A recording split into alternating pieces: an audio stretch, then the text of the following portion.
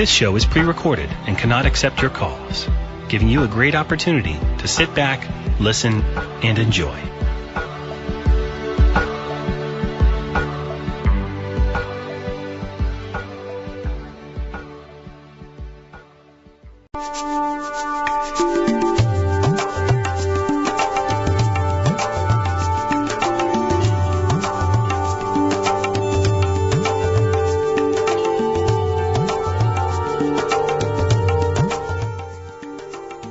Hello, everybody. Happy Friday. Welcome. You are listening live to Just Julie here on 1-2 Radio, where we are changing the way you listen to the world. I want to invite you to come on over and join me in the 1-2 Radio Facebook chat room today. I will be answering your questions on the air, so if you have something you want to ask me, please come on over to the 1-2 Radio chat room, and I will answer you on the air. You can get there by going to 12radio.com and clicking on the chat button. It's a closed group, and our producers are standing by to let you in right away, so I will be doing readings during the show, on and off, and all during the second half of the show. So if you have questions, I see people in the chat room already, please feel free to post them, okay? Post them now so that when we are on a break or during the show, I can look at them and get the questions now. A lot of times when I have a guest, people are posting at the end of the show. Post them now. That way I can get to you right after the break. Okay, I have a very special show today that I am super, super excited about. Today, Auryn is here. Matt is a professional tarot reader from Enchanted, which is in Salem, Massachusetts. He reads alongside none other than Lori Cabot, who is known as the official witch of Salem. And along with that, he is also an honored member of the Temple of Witchcraft in New Hampshire, which is co-founded by Christopher Penczak, and he is a student within its 5-year-long mystery school, which it's a great school. I'm actually thinking about going there myself next spring because it's just a wonderful program in learning witchcraft and all its mysteries. So I would like to take a moment out to introduce and welcome Matt to the show. Matt is going to be here today talking about the holiday of Yule, as well as some lessons in witchcraft today. So he's going to give us a little bit of a lesson on witchcraft. So I want to welcome you, Matt. Welcome to Just Julie. Thank you so much for being here today. Thank you so much for having me, Julie. Yeah, so let's get started. Let's just get right into it. So I just want to know, how did you get into witchcraft? How did you get involved in doing witchcraft? It's something that I've kind of always been coming back to my whole life.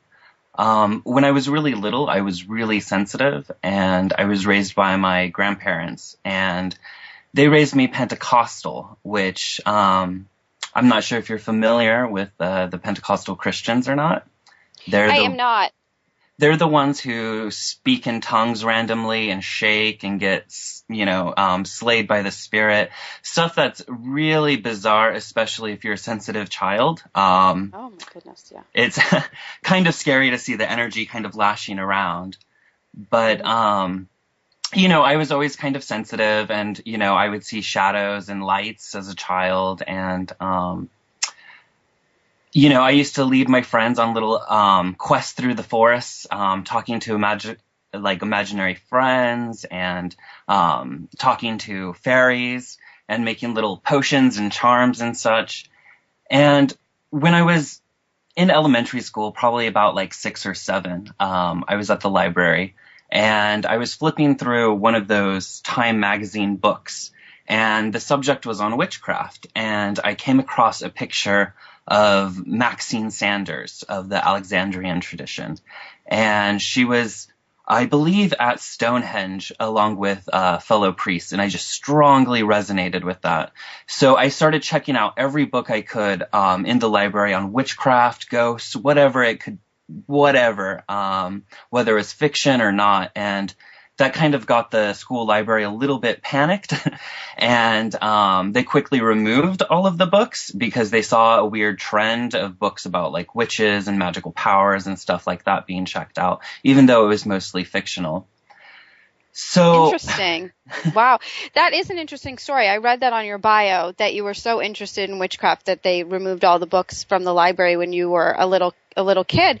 I thought that was, were they freaked out? Did they think you were worshiping the devil? I mean, because I'd love for you to clarify, because I think sometimes people associate witchcraft with that, because of the movies and Hollywood and all that. And I would love for you to clarify that it's not at all involved with that or the dark side or anything like that. And people get freaked out because they're not educated about it. So if you could educate the listeners a little bit about how it's not like that, how it's not anywhere near the dark side or anything like that. Yeah, absolutely.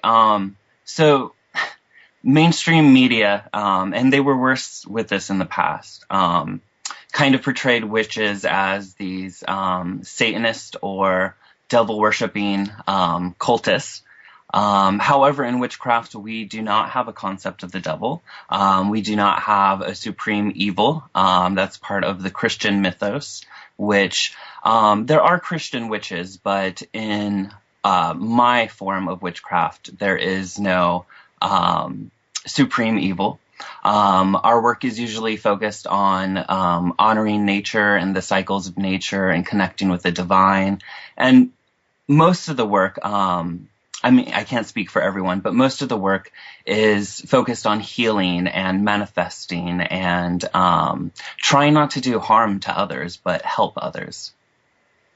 Right, exactly. And I know too, in a lot of tarot decks that have been done by witches, or I use Ellen Dugan's deck a lot, the Witch's Tarot, they don't even have a devil card. It's called the shadow side, because there is no association with a devil per se. And I think that's really important to let people know, because a lot of people, generally speaking, don't really know that. So, it's great to be able to educate people on that. So, to move on in our discussion, what is exactly, if you were to define witchcraft and paganism, how would you define it? I mean, what is witchcraft? What is paganism? What's the difference? Is there a difference? Can you explain that? Well, that's something that I think witches are trying to figure out themselves. There's a joke that if you ask 10 witches what witchcraft is, you'll get 30 different answers. So I can only answer from my own personal understanding and my personal practice. Witchcraft is kind of a tradition which is ever ancient and ever new. It's a synthesis of ancient wisdom along with modern revelations, because it's kind of a living, breathing tradition. It's influenced by, pagan reconstructionism, such as the Greeks, the Celtics, the Egyptians, Neolithic archaeological understanding, core shamanism, ceremonial magic from medieval times, Kabbalah, Jewish mysticism, Golden Dawn, Theosophy, New Age, Eastern thought and meditation, such as chakras, kundalinis, stuff like that. But right. The word pagan itself means of the land or those who dwell in the country. And originally it was a slur. When the Christians began converting pagan Europe to Christianity, it was kind of this hot new religion that the cities had and the towns had. So they were the ones that were converted first. But the people out in the country were the last to be converted. So they were referred to as the pagans, which is kind of like saying a hick or like a country bumpkin. Right. Yeah. Oh, that's interesting. Wow. I didn't know that, actually. That's very informative. You're very, very well informed, I must say. And so what is magic, and what magic and spells? And magic spelled with a CK, not magic with a C, but CK at the end, in spells. And what's the difference between magic and magic, like with the CK versus just the C? Well, the CK is used to differentiate it from stage magic or sleight of hand. The spelling was actually coined by a famous occultist, Aleister Crowley, and he defined magic as the art and science of causing change and conformity with one's will. So the idea is that every thought, every word, every action is a potential to create magic. There's a strong emphasis on personal responsibility and sovereignty with magic, and magic is done through rituals, spells, prayers, meditations, visualizations, things like that. And it's often likened to a prayer, although there are differences. We believe because most of us witches are animists. We believe everything has an energy, everything's alive. So we try to use the energy of different things, such as stones and herbs and candles and colors, to help focus our will for our intention that we're setting out. Okay. All right. And can you explain to everyone too, what is a spell?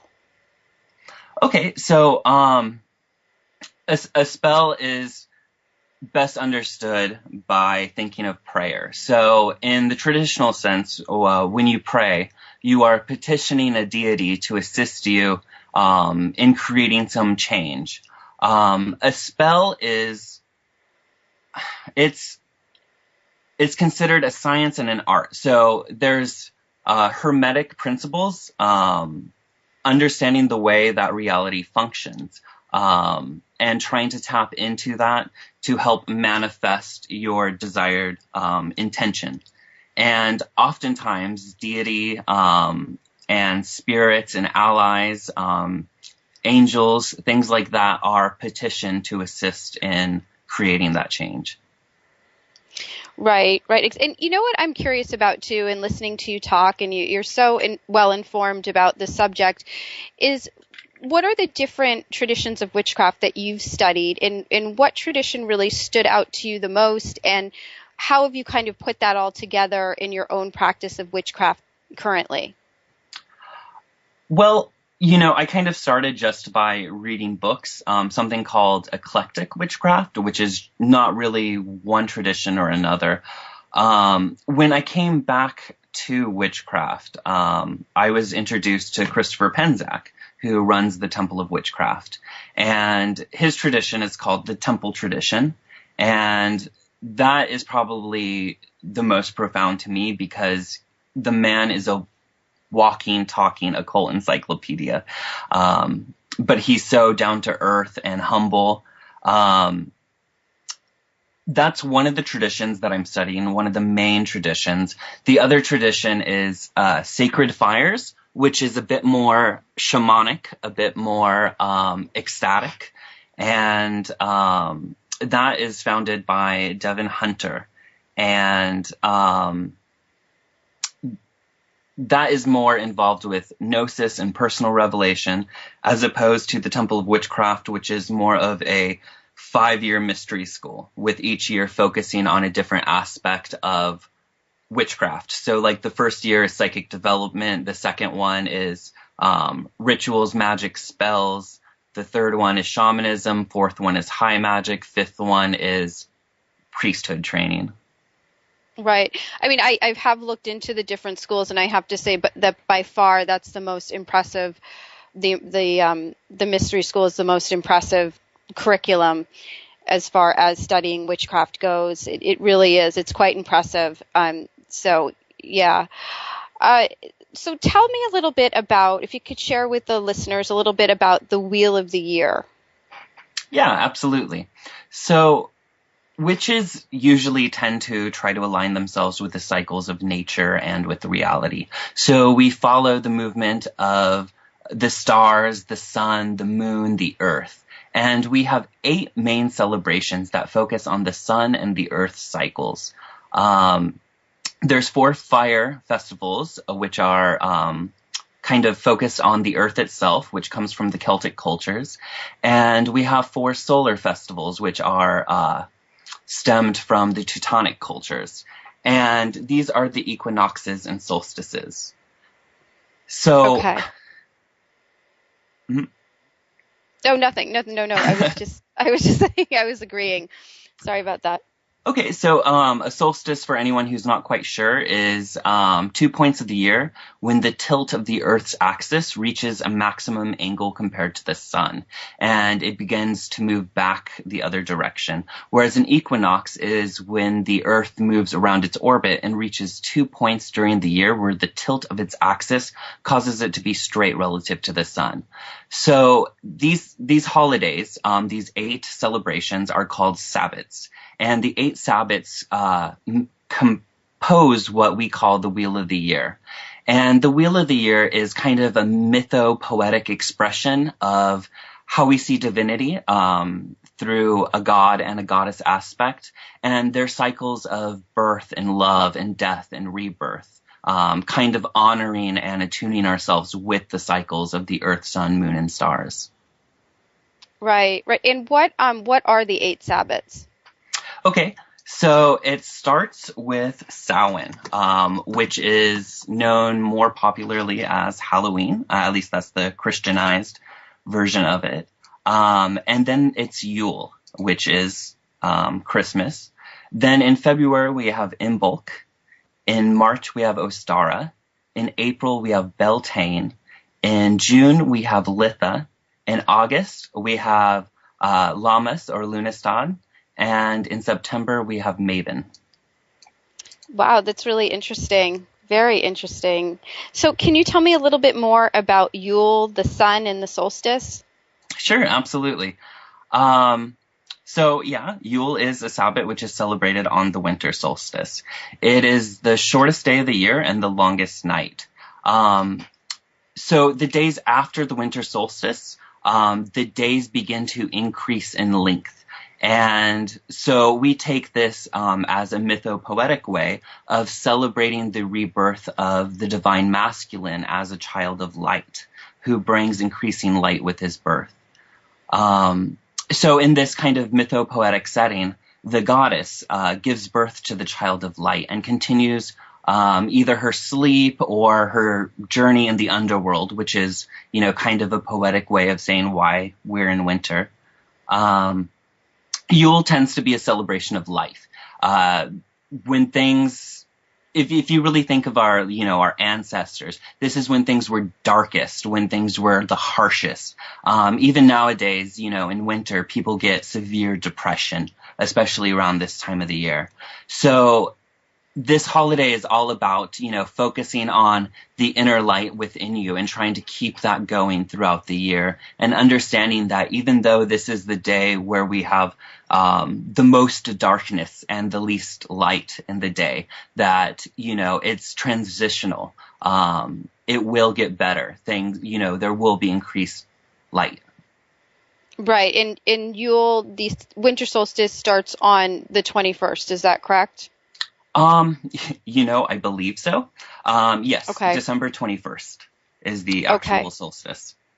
Okay, great. And then, so tell me a little bit, you had told me a little bit about this earlier, and I want to follow up with this because I'm curious about this. Can you tell me about the Holy King and the Oak King battle, and all about Santa Claus, and how that's connected to Yule and witchcraft? And I think that's a really kind of a cool story there. So can you tell the listeners about that? Yeah, so there's kind of this Celtic tradition, and it's kind of carried over into neo-paganism, where the god takes 2 forms. There's the Holly King and the Oak King, which is kind of the god in agriculture. And these two are in a constant power struggle throughout the year to gain favor of the goddess. The Oak King is strongest in midsummer, and the Holly King is dominant during Yule, although some traditions reverse this, with the Oak King being dominant in Yule. But the Oak King is viewed as the Green Man. I don't know if you're familiar with that, which you can see all over like churches and stuff. It's that kind of face made out of foliage, usually oak leaves. And the Holly King is usually depicted as kind of a woodsy version of Santa Claus. He wears red, he has tangled hair, he has a long beard full of holly in it, and he often tends to be antlered as an aspect of the antlered aspect of deity. Right. Yes, I am familiar with the Green Man. That's in the tarot deck, the Witch's Tarot. I believe it's the World card that she uses the Green Man. So I am familiar with that. So that's really interesting. That's a great little story, a great little mythical kind of folklore story. And then what about the story of the goddess and the origins of the flying reindeer? Absolutely. So one of the oldest depictions of any divinity that we have in history that we understand is a goddess which is referred to as the Deer Mother, and sometimes that's more commonly referred to as Ellen of the Ways. And she is seen in lands of the north in Neolithic times, so Scandinavia, Russia, Siberia, all the way through the Bering Strait into America. In these cultures, the female reindeer was kind of venerated as the life-giving mother, because even in these, I mean, they survived off of herding these deers and domesticating them. And especially, when you think of, icy areas, you are going to need animals to survive. So the reindeer was especially honored. So in Siberia, the Deer Mother was a goddess who wore this headdress with reindeer antlers, or she had reindeer antlers herself. We only have kind of depictions of it to kind of guess. So Siberian legend states that each winter these reindeer would ingest Amanita muscaria, which is a hallucinogenic mushroom. It's that red one with the white spots all over it. And that this would cause the reindeer to fly through the skies. So the Siberian shamans would likewise ingest these mushrooms to join the reindeer on their vision quest. And it's interesting to note that the Siberian female shamans wore red and had trimmed fur on their suits and wore either horned headdresses or red felt hats as they practiced this shamanic flight every winter. That is a fascinating story. I love that, actually. And I read in your profile, too, that you had a lot of background in shamanism, as do I. So can you talk about that and how that kind of connects with witchcraft? Because I think it's great, like putting it together and everything. So how does that all kind of come together for you? And can you talk a little bit about your background in shamanism? Yeah, absolutely. So after high school, I kind of got out of witchcraft, and I was very into New Age ideology. I started exploring Reiki, and then that led me to shamanism. And I went through the Muneki rites. I'm not sure if you're familiar with that. No, I don't know that. I'm not familiar with that. Can you enlighten me? Yeah, it's Peruvian shamanism, and it's mainly focused around a man named Alberto Vialdo. But the Muneki are pretty much these rites of initiation and attunement and stuff. And it had a very profound experience on me. And very shortly after, I would find myself spontaneously astral projecting. And this happened so much that I was like, okay, well, I'm going to try to explore astral projection and figure out how to control this. And that kind of strongly intersected with my shamanism interest, since there's a lot of journeying in shamanism. And I would experience these 3 different levels of reality, an upper world, an underworld, and a middle world. And I happened to buy a book called The Shamanic Temple of Witchcraft by Christopher Penczak. And it had a model of this. It explained all of it. And I was like, wow, this is fascinating. So I found out he lived in the area. I emailed him. He invited me to an open house. But there's many who believe that witchcraft is a shamanic practice, that it is kind of the evolution of the European shamanism. Right. I know that with Christopher, and I've looked into taking his class, his school before, which is a 5-year training program. One of the things that it really attracted me was the focus on shamanism. And I actually have that book, the shaman one, that I think that's the 3rd level. I have not read it yet. I have the first one too, which is the Inner Temple. And so that's really fascinating because I didn't know about that. So you got these attunements. Where did you find this person where did you find somebody to give you these attunements here in the U.S.? I'm curious about that. Yeah. So at the time I was living in Long Beach, and I would go to these meetings called Evolver meetings, and they were totally new agey, culture conscious, kind of mind expanding type meetings. And there I met a woman named Isabel Stoloff. And Isabella and I connected quickly, and we kind of did a work study exchange where I was helping her to type out a book she was working on, and she would lead me through these rites and give me the attunements and stuff. She constantly went to Peru, constantly was down there working with the shamans there and with her teachers and stuff. And I just happened, I mean, it's just one of those lucky coincidences that I bumped into her. Yeah, that's awesome. That's really, really interesting. So that's fascinating stuff. So another question I have for you too is the story of Odin. Could you tell me about that? Like going back to Yule. Now we're going back to Yule. We were talking about shamanism, everyone, but now we're going back to Yule. So can you tell me a little bit about that? The story of Odin, the Odin theory, and the other pagan-based traditions? Sure. So I'm not... Reindeer? Oh, sorry. The reindeer too. The reindeer come with it too. Okay. Yeah, absolutely. So I'm not at all an expert on Norse traditions, but this is my understanding of it. So there's a theory that Odin is kind of the predecessor of what has evolved into Santa Claus. Not only does he bear a striking resemblance to the old Father Christmas, kind of like this old wizard with a long beard, but he had an eight-legged horse named Sleipnir he would ride and fly through the sky. And a lot of people think that's the origin of the 8 traditional Christmas reindeer. And the Norse gods, being the Norse gods, they're very focused on war and battle and stuff like that. It's said that Sleipnir would feast on Odin's enemies' corpses. And because of this, he constantly had a red snout like Rudolph. That's interesting. That's very interesting. And what's interesting is that both Odin and Santa have a strong connection to elves, especially elves as allies.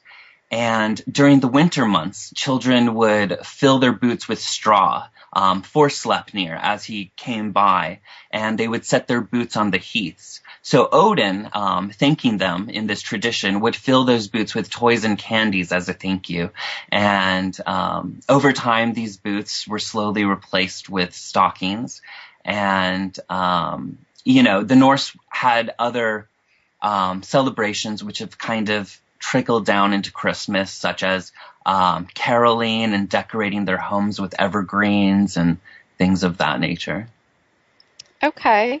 And just, can you tell me too, what is the Yule tree and the Yule log?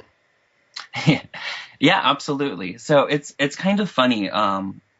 When you think of the Christmas tree, we have a strong association with it with Christmas, even though it's fascinating because the Bible actually forbids Christmas trees as something pagan. In the book of Jeremiah 10, there's a verse saying, don't cut down trees and bring them into your house and adorn them with gold and silver like the pagans do.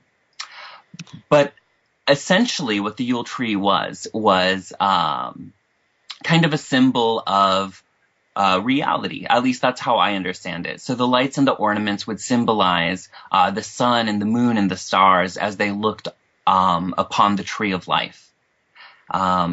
Yule trees would be brought into the house in Scandinavia and Germany and decorated, very much like our Christmas trees, except they would use candles instead of lights. And the largest end of these trunks would be chopped off and burned as the Yule log. And the Yule log fire would be fed with the remains of the tree from the previous year and would burn during the 12 days of the Yuletide. Right. And then last but not least, I would love if you could share with listeners about the 13 days of Yule. Absolutely. So everyone's kind of familiar with the Christmas carol, the 12 Days of Christmas. And, in that song, there's kind of a new gift every day. And this echoes back to the 12-day-long celebrations of the Yuletide in Nordic traditions. It would begin with Mother's Night. That was the first night. And this was kind of a celebration of one's mother's lineage and of matrons. And people would often recite their mother's lineage. And my teacher, Christopher Penzac, believes that the 12 days, along with the 12 gifts, actually correlate to the 12 months of the year, or the 12 astrological signs of the upcoming year. So he uses a system that involves 13 days, a first day for Mother's Night to celebrate the great goddess, and then 12 days after that to kind of tune into the energy of each zodiac sign.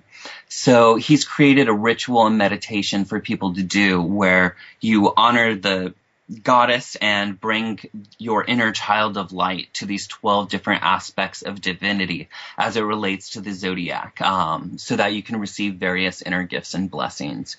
But as far as the traditional 12 days or 13 days of Yule goes, a lot of that information is lost, which is why Christopher has kind of tried to create a tradition that we can use today. Well, that's great. That's interesting. That's very interesting news. I actually got an article, and it was from him in his newsletter about that, the 13 days of Yule. So it was quite fascinating and a very interesting story. And it was just basically what you just said. But I just want to thank you so much for being here today. This has been so informative. I mean, you're so very well versed and very knowledgeable on the subject of, witchcraft, and you definitely know your stuff. So thank you so much for being here today and taking out the time. It really means so much to me, and I'm sure it's going to mean so much to the listeners. I'm sure they've learned so much today, as have I. And before we go to break, I wanted to give you the opportunity to let the listeners know where they can find you if they'd like to find you in the future. Absolutely, and thank you for having me on. I have two websites. I have the Astrarium, which is TheAstrarium.com, and my other site is Matt Auryn Tarot, MattAurynTarot.com. And I also have Facebook pages and different social media along those same names. Okay, great. So we are actually now going to be going to break, Matt. But again, thank you so much for being here. We are headed off right now for a short break. I am doing readings after the break, so please post your questions and I will answer you on the air. Also, announcements. I am going to be changing my show in coming back in January. We're doing a 2-week break, so this is my last live show of the year. But when I come back, I'm actually going to be on at 10 a.m. Pacific time and 1 p.m. East Coast time, starting in January. So Just Julie is going to be changing its time slot to 10 a.m. Pacific time and 1 p.m. East Coast time, starting in January after the 2-week break. So I just wanted to announce that to everybody. And I want to thank you all for tuning in. You are listening live to Just Julie here on 1-2 Radio, where we are changing the way you listen to the world.